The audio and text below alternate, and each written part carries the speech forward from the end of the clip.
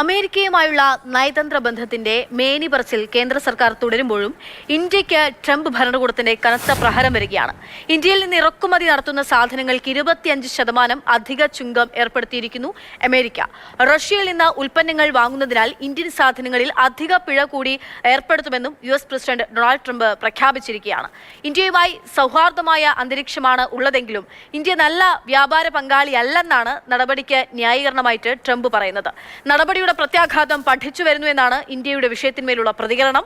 ട്രംപിന്റെ നിലപാട് തള്ളുന്നുവെന്നും ദേശീയ താൽപര്യം മുൻനിർത്തി തുടർ നടപടി സ്വീകരിക്കുമെന്നും ഇന്ത്യ വ്യക്തമാക്കി.